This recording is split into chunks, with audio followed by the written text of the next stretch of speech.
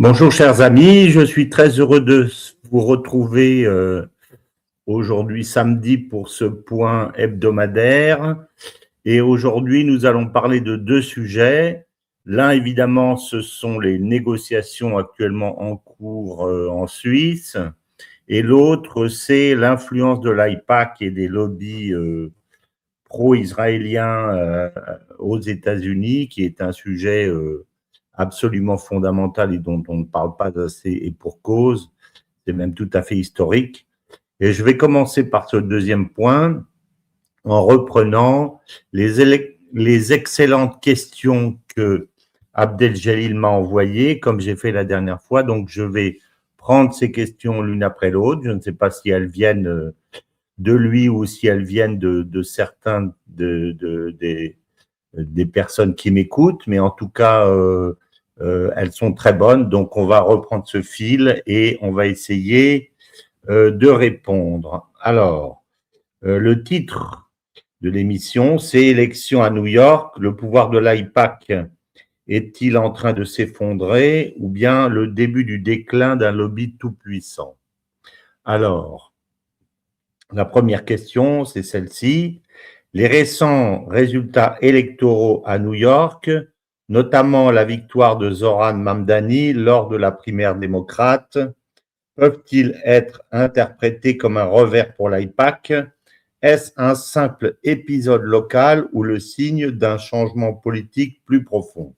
Alors, pour moi, il ne s'agit pas du tout d'un épisode local, mais bien évidemment du signe d'un changement politique très profond. Et je l'avais moi-même annoncé dès le début de la guerre de Gaza, en montrant que ce que j'appelle le crédit victimaire, qui est la chose la plus forte sur laquelle peut s'appuyer un groupe ou un État, c'est la notion de victime. Parce que ça permet en général d'expliquer à peu près tout et de masquer toutes les exactions, parce que quand on est une victime, eh ben on ne vous critique pas. Donc, Israël s'est servi de ça, bien évidemment, depuis la Shoah, et c'est ce que j'ai appelé le crédit victimaire. Et Netanyahou, évidemment, et d'une façon absolument, mais incroyablement stupide à mon avis, est celui qui a détruit depuis le 7 octobre quelque chose et qui l'ont laissé faire toute la journée et qui sont ceux ensuite qui ont tué environ la moitié des civils, en particulier avec les hélicoptères, selon la célèbre doctrine Hannibal. Voilà. Donc, tout ça est évidemment monté par Israël, mais surtout, Netanyahou n'a absolument les concours de tir sur les personnes et sur les enfants en particulier, puisque les médecins de Gaza, un élément parmi des milliers d'autres, montrait que, par exemple, le lundi, on ne voyait arriver que des tirs dans la tête, le mardi, des tirs dans le torse, et le mercredi, des tirs dans les jambes ou dans les testicules. Donc ça, c'était les concours de tir organisés par les snipers israéliens au moment, vous vous souvenez, où on avait enlevé les 400 lieux de livraison de l'aide alimentaire et remplacé par 4 lieux uniquement où les gens étaient obligés d'aller courir sous les tirs pour ramasser un carton sans savoir ce qu'il y avait dedans et repartir en courant comme des animaux. Donc, Netanyahou a prêté la main à tout ça et tout le reste, et il a détruit totalement, ce faisant, le crédit victimaire tel qu'il lui avait été légué, je dirais, par l'État d'Israël depuis sa fondation, en masquant évidemment l'horreur de la Nakba, etc., etc. Donc, ce crédit victimaire aujourd'hui n'existe plus. Et évidemment, moi j'avais expliqué que la guerre du Hamas contre Israël était une guerre du faible au fort et que dans une guerre du faible au fort, le plus important, c'est la médiatisation. Parce que vous ne pouvez pas vaincre le fort quand vous êtes faible. Par contre, il suffit que vous ne soyez pas vaincu et que par ailleurs, vous puissiez montrer qu'il est stupide, vous moquer de lui, montrer qu'il est incompétent, montrer qu'il est cruel, etc. C'est véritablement la guerre politique et médiatique qui fait la victoire du faible au fort, comme l'ont montré beaucoup de guerres, la guerre du Vietnam et la guerre d'Algérie, etc., etc. Donc, Netanyahou a complètement négligé cet aspect. Il a cru que des organismes puissants qui contrôlaient les médias, certains médias mainstream ou certains partis politiques comme l'AIPAC ou d'autres dans d'autres pays, étaient suffisants pour lui maintenir sa suprématie dans les médias, et il s'est trompé 1 milliard de fois. Et j'ai été content de voir dans une vidéo aujourd'hui un de mes amis qui est le journaliste Régis Le Sommier, qui expliquait que ce que actuellement son principal opposant de Netanyahou reprochait le politicien Yair Lapid, qui est le chef de l'opposition, ce qu'il reprochait à Netanyahou principalement, c'est d'avoir perdu la guerre médiatique et d'avoir négligé l'habillage de son opération de façon à justifier suffisamment sa position en conservant des arguments totalement éculés comme on a le droit de se défendre, en laissant dans le gouvernement des personnes qui disaient que on s'en souvient, que les Palestiniens étaient des animaux humains, le vice-président de la Knesset qui a dit récemment que les Juifs ne seraient tranquilles que le jour où les Palestiniens allaient être totalement exclus de la Cisjordanie, etc., etc. Donc cette guerre est totalement perdue, et j'en arrive à répondre à la question, c'est la raison pour laquelle aux États-Unis, d'une façon historique, l'opinion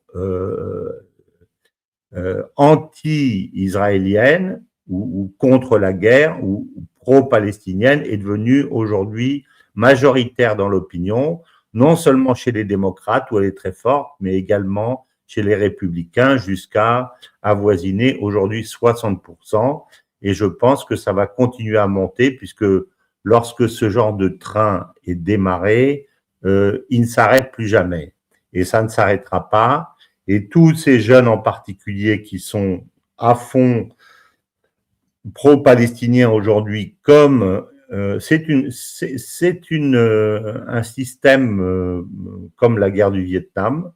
On est dans un même système, et tous ces jeunes se retrouveront demain dans les entreprises et dans les administrations et vont colorer progressivement tous les États-Unis à tous les échelons des niveaux de décision, la politique américaine en une politique pro-palestinienne, et l'AIPAC ne pourra pas continuer et piéger. C'est comme si vous aviez un fortin avec une centaine de personnes, de soldats très bien armés, et autour des milliers et des millions d'attaquants mal armés, mais de plus en plus nombreux. Et ben le fort, à un moment donné, va tomber, et c'est ce qui se passera.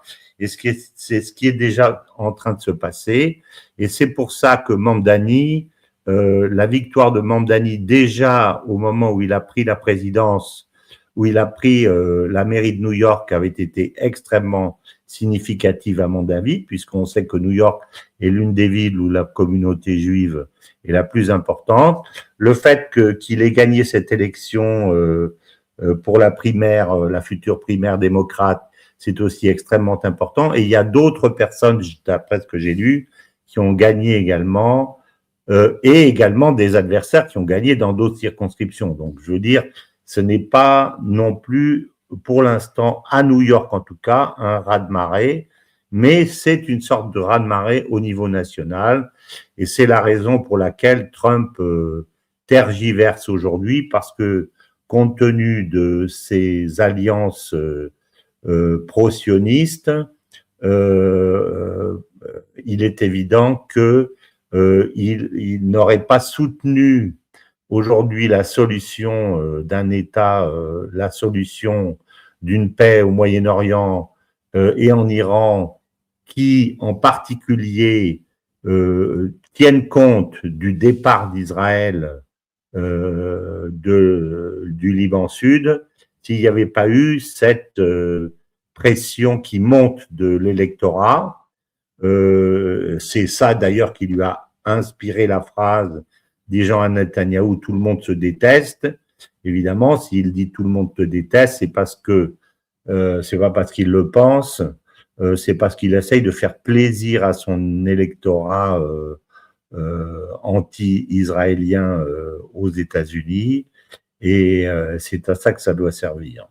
Alors, il y a un autre élément qui se surajoute à ça, et je pense que c'est important de l'expliquer également dans cette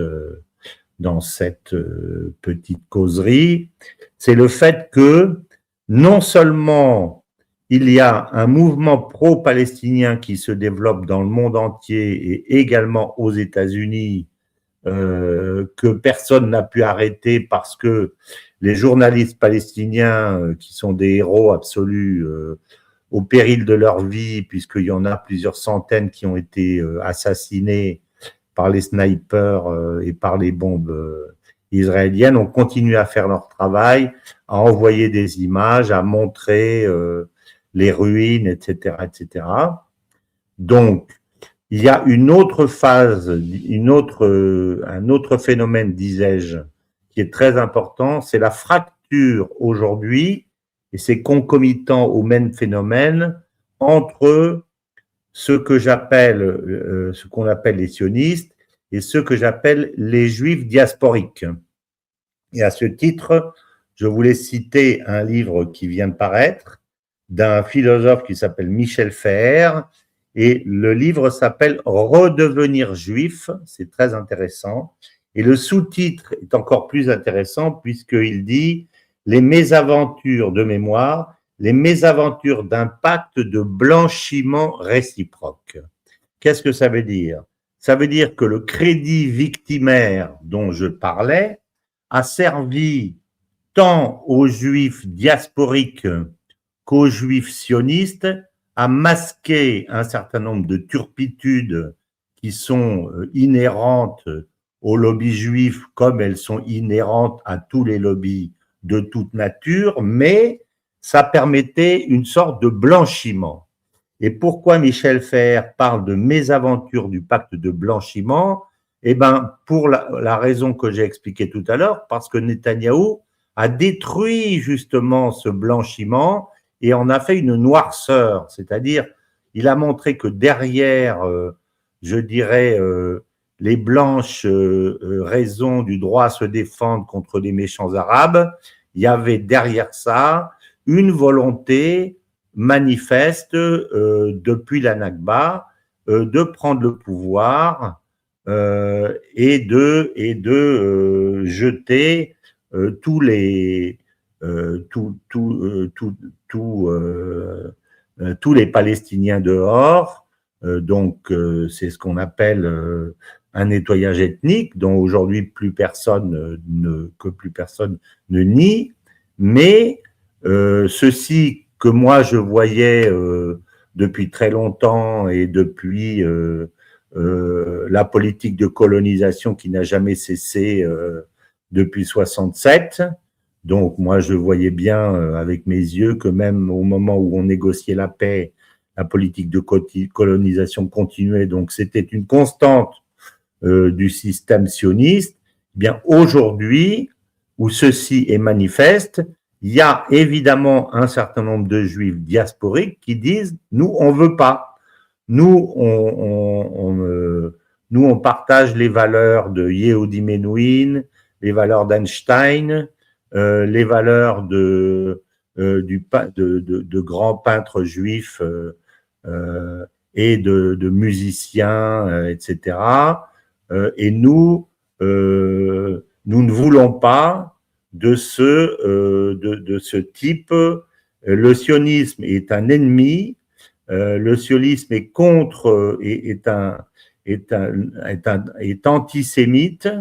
Et quand on creuse, on retrouve beaucoup de manifestations et on retrouve beaucoup de déclarations depuis Ben Gourion qui consistent à dire, par exemple, nos ennemis, ce sont les juifs diasporiques, les antisémites sont nos meilleurs alliés, donc qui tendent à prouver que ce pacte de blanchiment aujourd'hui est en train de détruire l'unité entre les juifs diasporiques.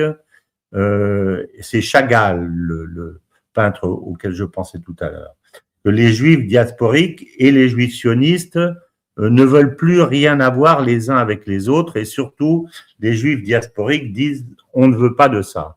Donc il y a une double fracture qui se fait, l'une au niveau des opinions des États entre les gens qui détestent les sionistes israéliens, aux États-Unis en particulier, mais également dans beaucoup d'autres pays, et d'autre part, les juifs diasporiques qui veulent régler leurs comptes avec les juifs sionistes et qui disent ce projet n'est pas le nôtre, ce n'est pas notre vie, ce ne sont pas nos valeurs, redevenons juifs et soyons fiers de notre judéité diasporique, comme l'explique Michel Fer dans ce livre. Donc, ceci montre, et je réponds à la question, que donc cette victoire de Mamdani n'est pas du tout un simple épisode local, mais le signe d'un changement politique extraordinairement profond et qui sera extrêmement durable. Alors, deuxième question. L'AIPAC a longtemps été considéré comme l'un des lobbies les plus influents de la politique américaine, c'est vrai. Sommes-nous aujourd'hui face au début d'un affaiblissement réel de son influence au Congrès et dans les grandes villes américaines? Alors, pour la raison que j'ai expliquée tout à l'heure, je le crois, et je le crois très profondément. Je pense que l'AIPAC ne va pas dans le sens de l'histoire, et en politique, quand on n'est pas dans le sens de l'histoire, on est amené tôt ou tard à disparaître. Donc, je pense que nous sommes au début d'un affaiblissement réel, et on le sait puisqu'il y a aujourd'hui de plus en plus de voix comme celle de Tucker Carlson ou d'autres qui accusent l'AIPAC de pousser les États-Unis à faire une politique qui n'est pas conforme aux intérêts des États-Unis, mais qui est conforme aux intérêts d'un autre pays extérieur, donc qu'elle ne devrait pas avoir le droit de faire. Et par ailleurs, l'AIPAC et un certain nombre d'électeurs apostrophent, on l'a vu récemment, leurs élus en leur disant « prouvez-nous que vous n'êtes pas financé par l'AIPAC ». Donc ça va devenir de plus en plus rédhibitoire, et ceux qui sont financés par l'AIPAC vont avoir une tache sur leur chemise qui va être telle qu'ils vont être rejetés par les électeurs. Donc il va y avoir un mouvement qui va être de plus en plus fort et de plus en plus rapide si ce problème du Moyen-Orient n'est pas réglé, qui va faire que les pro-sionistes aux États-Unis vont être de plus en plus détestés. Voilà ce que je pense. Donc oui, nous sommes au début d'un affaiblissement réel de l'influence au Congrès.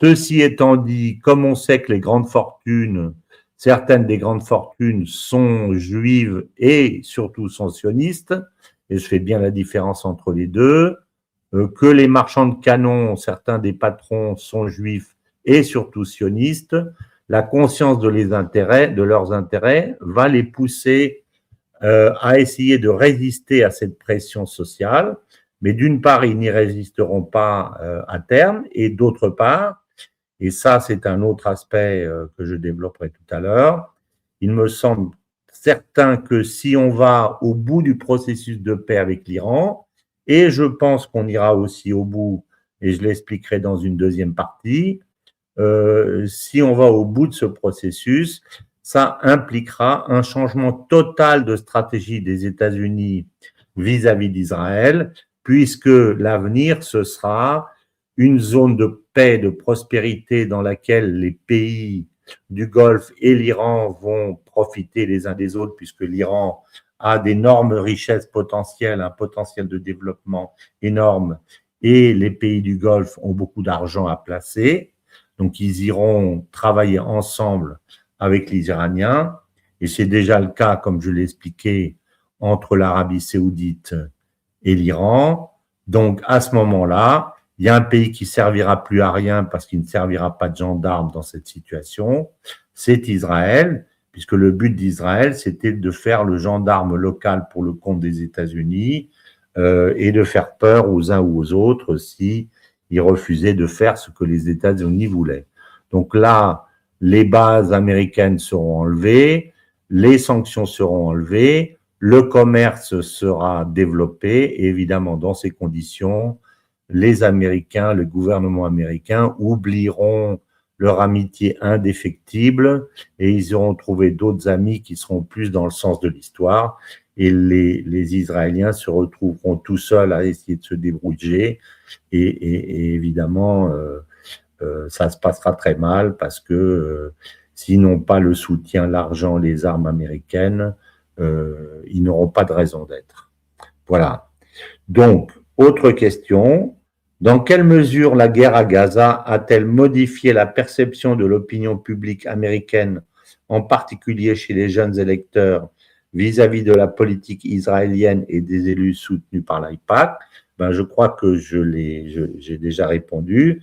La guerre à Gaza a été un formidable levier pour la libération, je dirais, d'une part des Palestiniens en général, et également pour ouvrir les yeux de l'opinion américaine sur la politique israélienne et les élus soutenus par l'AIPAC.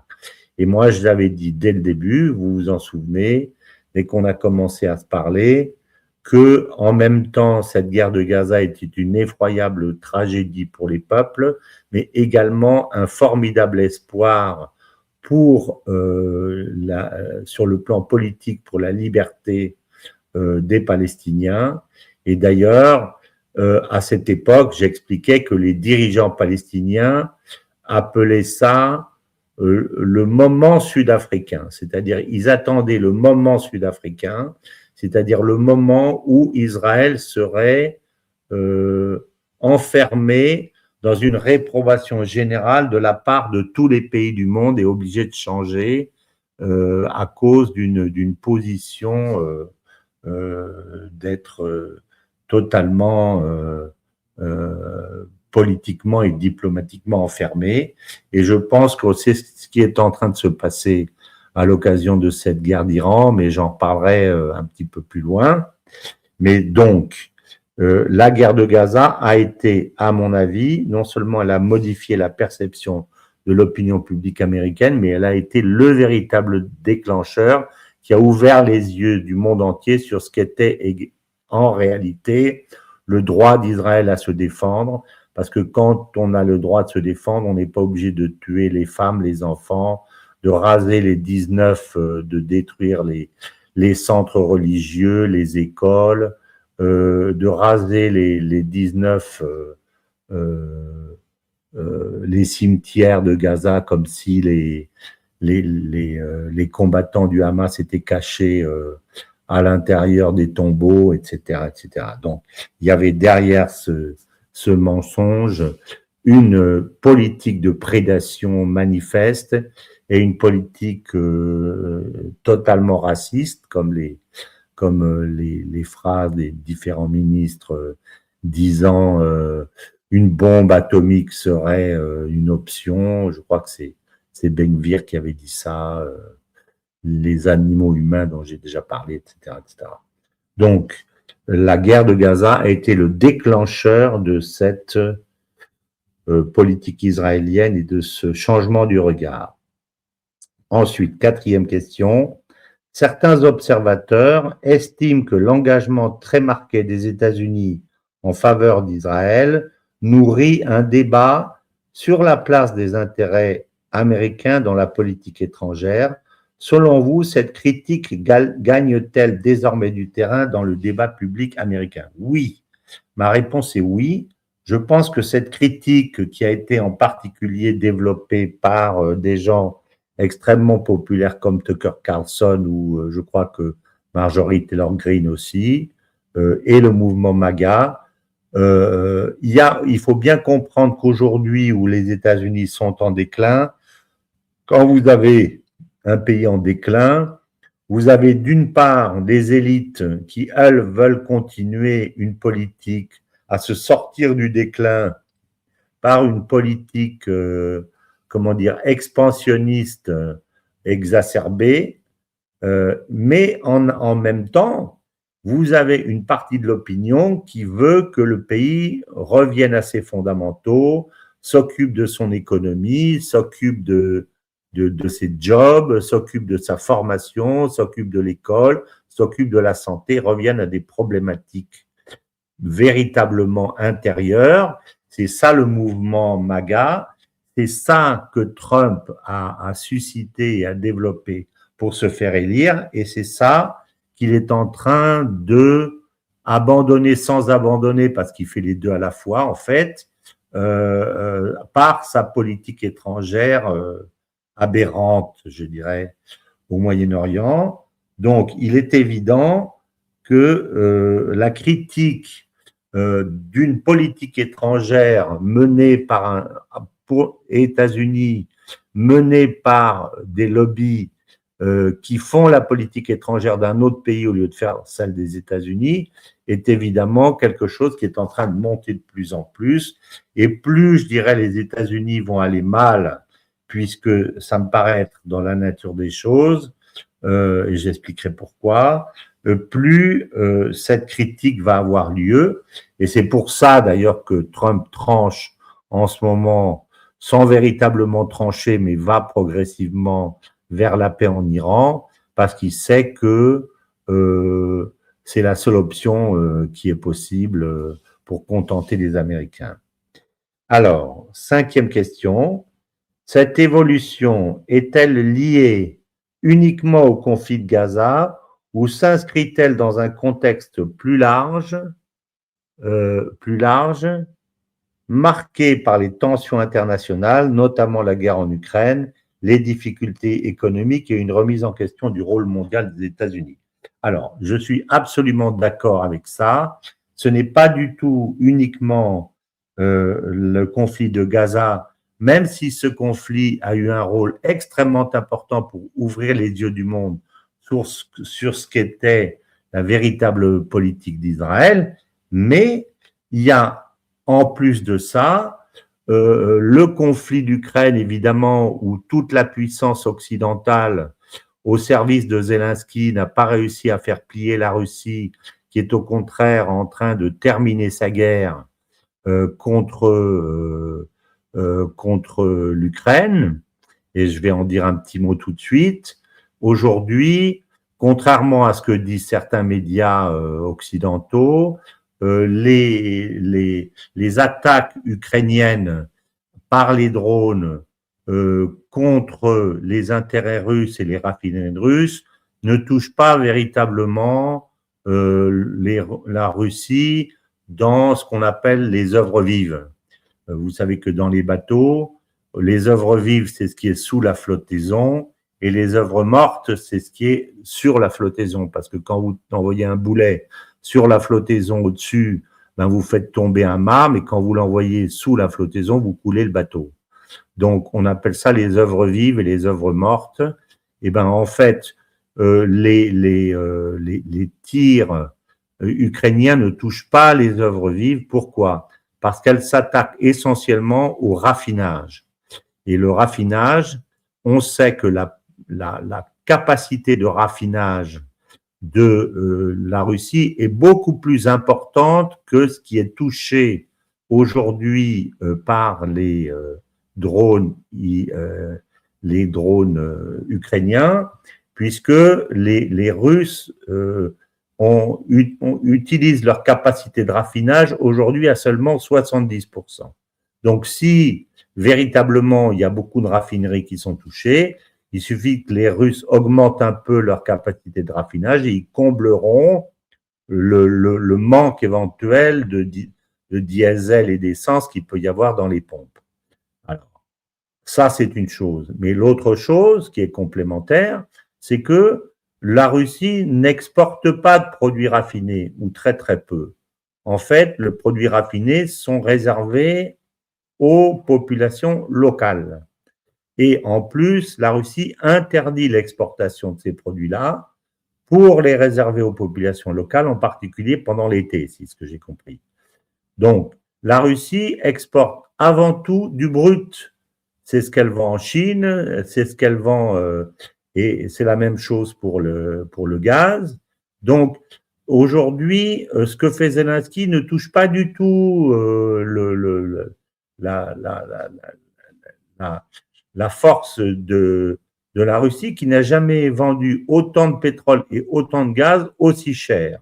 Donc, c'est encore une fois une exposition médiatique pour pouvoir dire regardez comme Zelensky est méchant, comme Zelensky est gentil, comme les Russes sont méchants, comme ils se battent bien, etc. Mais la réalité, c'est que les Russes viennent de prendre une des localités extrêmement importantes qui s'appelle Konstantinovka.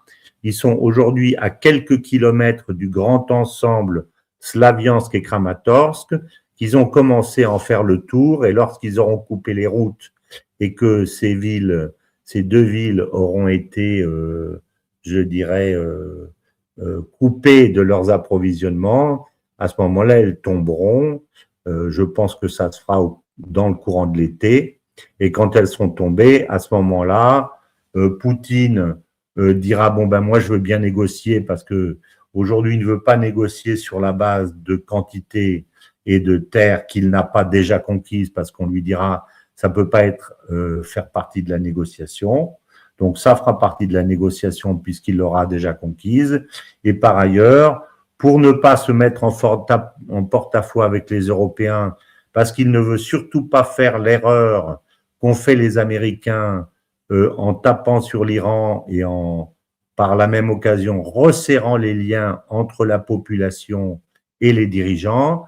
Là, comme il ne veut pas resserrer les liens entre la population européenne et les dirigeants actuels, mais chasser les dirigeants actuels en créant la division de telle sorte que les populations changent leurs dirigeants et qu'il y ait des nouveaux dirigeants plus à même de discuter avec les Russes, eh ben, pour éviter ça, il ne touchera pas à l'Occident, et à ce moment-là, si Zelensky ne veut pas négocier, ben, il le fera assassiner et il négociera avec son successeur. Aujourd'hui, il ne le fait pas pour les deux raisons que j'ai expliquées. La première, c'est que les attaques de drones, en fait, ne le gênent pas vraiment. On dit que, mais c'est pas vrai, comme je l'ai expliqué. Et d'autre part, parce qu'il n'a pas terminé la totalité de sa conquête. Et quand il l'aura fait, à ce moment-là, il abattra ses cartes. Il dira, bon, ben maintenant, je veux ça. Si vous ne me le donnez pas, je vais jusqu'à Odessa. Et à ce moment-là, Zelensky, à mon avis, aura intérêt à s'en aller vite s'il ne veut pas prendre un Oreshnik sur la figure. Donc, voilà ce que je pense. Donc, notamment la guerre en Ukraine, les difficultés économiques et la remise en question du rôle mondial des États-Unis. Oui, ceci remettra en cause le rôle mondial des États-Unis, bien entendu, parce qu'ils n'auront pas pu imposer une politique qui est celle qu'ils avaient mise en œuvre depuis 2014 contre les Russes, et ils ne les remettront également pas en cause, ils ne pourront pas remettre en cause la victoire de l'Iran, dont on sait très bien, j'en ai déjà parlé plusieurs fois, qui sont soutenus plus qu'en sous-main, mais d'une façon absolument manifeste, en particulier par son rapprochement avec l'Arabie saoudite, par la Chine. Donc, il y aura une double défaite américaine, très sérieuse qui remettra en cause le rôle mondial des États-Unis. Voilà, donc je suis parfaitement d'accord. Il existe un contexte plus large, marqué par les tensions et qui mettent en œuvre une remise en question du rôle mondial des États-Unis. Et d'ailleurs, on l'a bien vu lors du sommet de Pékin, où on a vu que Trump est arrivé sans avoir véritablement rien dans les mains pour discuter, parce qu'en fait, il n'a rien.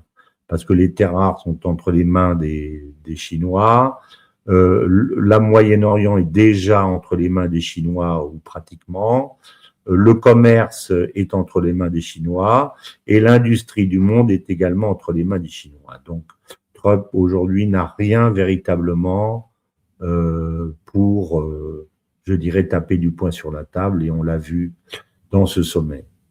Donc, on a véritablement une remise en cause de ce pouvoir. Alors ensuite, si cette tendance se confirme, quelles pourraient être les conséquences pour la politique américaine au Moyen-Orient, pour les relations entre Washington et Israël, et pour les prochaines élections au Congrès, ainsi que l'élection présidentielle? Alors, ça c'est très intéressant. Je pense que la politique américaine au Moyen-Orient va totalement changer de nature, puisque on a vu que cette guerre était un fiasco.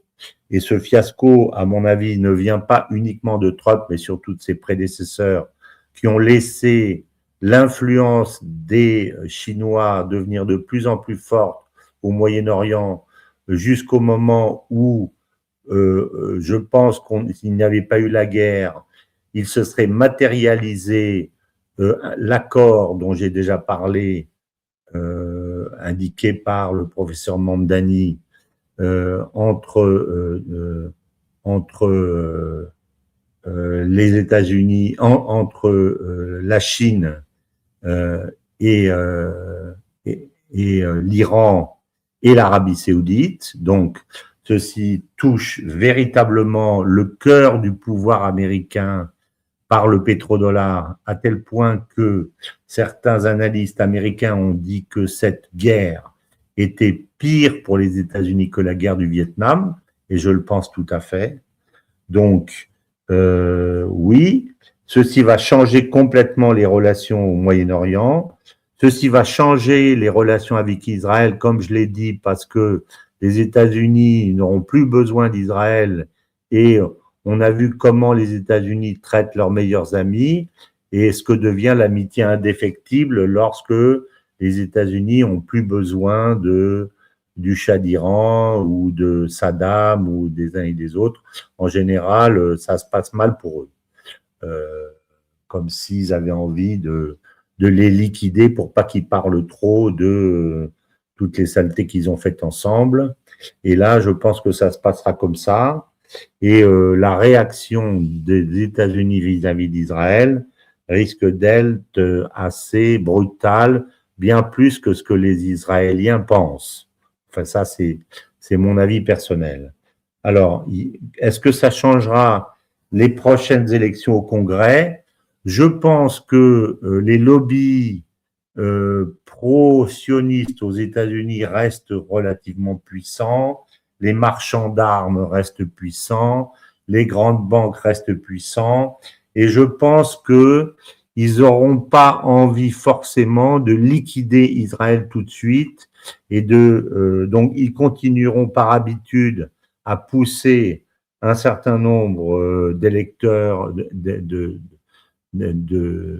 au Congrès, un certain nombre d'élus au Congrès, mais leur influence va diminuer progressivement jusqu'à ce qu'à un moment donné, à mon avis, ils suivent plutôt des juifs diasporiques qui défendent une autre politique vis-à-vis d'Israël, là aussi pour ne pas être accusés d'un pacte de blanchiment de toutes les turpitudes d'Israël. Donc je pense que les choses vont changer, mais elles changeront au fur et à mesure que l'opinion publique va s'installer de plus en plus comme étant une opinion anti-sioniste et pro-palestinienne, puisque j'imagine pas, compte tenu de ce qu'est aujourd'hui l'opinion israélienne que la politique israélienne va brutalement changer du jour au lendemain. Yair Lapid et Naftali Bennett, s'ils arrivent au pouvoir, en gros, feront plus ou moins la même politique, tout en essayant de justifier beaucoup plus que ne l'a fait Netanyahou leur politique auprès des États-Unis et auprès des médias internationaux. Mais à mon avis, ils auront beaucoup de mal. Alors voilà, pour répondre à ces questions, un petit mot aujourd'hui sur les négociations. Moi, je crois assez que les négociations aboutiront avec un certain temps pour plusieurs raisons. La première raison, c'est que en réalité, Trump n'a pas véritablement choisi qui il voulait soutenir entre les pro-sionistes et les anti-sionistes. Et dans ce sens-là, il fait la même chose que ce qu'il a fait entre les pro-russes et les anti-russes, puisque au moment où il pouvait exécuter politiquement Zelensky, il l'a pas fait parce que les marchands de canons lui ont dit on veut continuer à lui vendre des armes, donc tu vas pas dans le sens de politique pro-russe. Donc, il fait exactement la même chose. Et pour moi, les déclarations qu'il a faites où il disait que Netanyahou était tout seul, détesté, etc., qu'il était fou, elles traduisaient en creux le fait qu'il ne voulait pas lui dire d'arrêter. Parce que sinon, dans ce cas-là, il fallait pas l'insulter, mais il fallait lui dire tu arrêtes. Et c'est ce qu'il n'a pas fait. Par contre, ce qu'on voit, c'est que Vance est beaucoup plus brutal dans sa façon de parler avec les Israéliens, en disant n'oubliez pas que aujourd'hui le président Trump est votre seul allié, et quand il l'a dit, on sent que lui ne tergiverse pas et ne plaisante pas. Et pourquoi dit-il ça? Parce que en fait, Vance s'est positionné depuis le début comme contre cette guerre. Il n'a pas voulu s'en occuper parce que c'était Trump qui avait le devant de la scène. Mais aujourd'hui, il est véritablement dans la négociation à Genève. Et s'il se sort pas de la négociation avec une victoire, il perdra sa présidentielle. Donc Vance, aujourd'hui, véritablement joue sa carrière politique dans cette affaire. Donc, c'est un élément qui, pour moi, est très important et qui me conforte dans l'idée que ce que Trump ne fait pas, Vance va le faire et que Vance ira jusqu'au bout, parce que sinon, il est fichu.